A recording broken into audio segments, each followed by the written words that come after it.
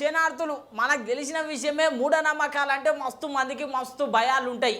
ఈ మూఢనమ్మకాల మీద ఒక మంచి నమ్మకమే కలిగిద్దామని మొత్తం మీద అయితే పండితురాలను మేము ముంగడికి తీసుకొచ్చినా ఇక మరి ఆమె ఏం చెప్తుంది ఏం సంగతి ఇక మనందరం వినాలి మంచిగా.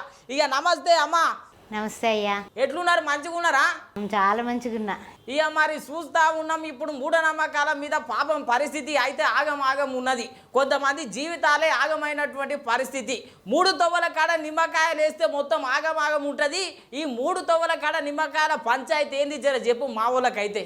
అంటే ఒక్కటే గుర్తుపెట్టుకోండి, ఎప్పుడైనా సరే దిష్టి దోషాలు ఉంటాయి.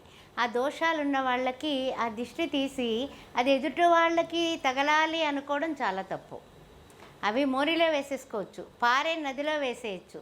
ఈ దిష్టి తీసినవి దృష్టి దోషానికి ఉప్పు తీస్తూ ఉంటారా, ఉప్పు కూడా కళ్ళుప్పు తీసి ఓ దోసడు పట్టుకెళ్ళి మధ్యలో వేసేసి నిమ్మకాయ కోసి వేసేసారనుకోండి, ఇక వాళ్ళందరూ కూడా ఈ బాబు ఇది తొక్కిన మూలాన మాకు ఇలా వచ్చింది, జ్వరం వచ్చింది, లేకపోతే అలా ఏదో పరిస్థితి వచ్చింది, ఆర్థికంగా నష్టపోయాము, అప్పుడేదో దాటినాము, ఇట్లా అయింది అట్లా అయింది అనేసి అంటూ ఉంటారు. అలా మనది ఎదుటి వాళ్ళకి తగలాలని అనుకోవడం అనేది చాలా అనుచితం. మంచి ఆలోచన ఏంటంటే అందరూ బాగుండాలి, అందులో మనం ఉండాలి అని అనుకున్న వాళ్ళైతే కనుక ఆ దిష్టి తీసినవి రోడ్డు మధ్యలో దయచేసి వెయ్యవద్దు.